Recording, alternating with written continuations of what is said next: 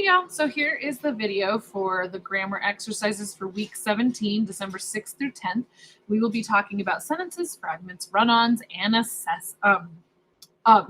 run-ons, sorry.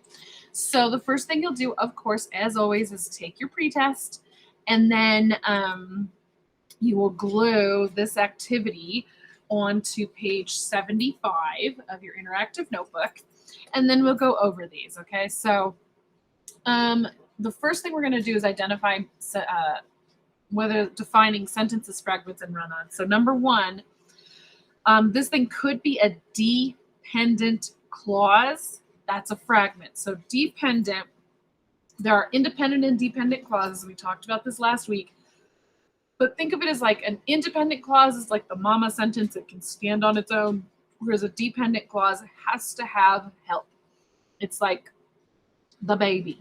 Okay, so it could be a dependent clause. A fragment, which is not a complete sentence, could be a dependent clause. So one is C. Two, needs punctuation, is a run-on sentence. So that's a sentence that is lacking punctuation, usually a period or a comma or something, or both. Three, missing the completion of a thought. That's a fragment. It doesn't have a complete thought. 4, it is a complete thought. Well, that's a sentence. That's an A. And 5, stands alone. It's like the mama. It's a sentence. All right, so then let's go down to B, decide whether each statement is a sentence, a fragment, or a run-on.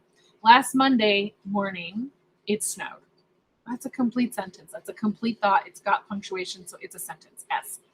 2 weeks ago. Okay, well, 2 weeks ago, what? That's a fragment. It's not a complete sentence. My sister likes cats and hates dogs. I mean, seriously, what's wrong with your sister? But that's a sentence. It's a complete thought. I mean, it's a horrible thought. Who likes cats? Just kidding. But it's a complete thought, so it's a sentence.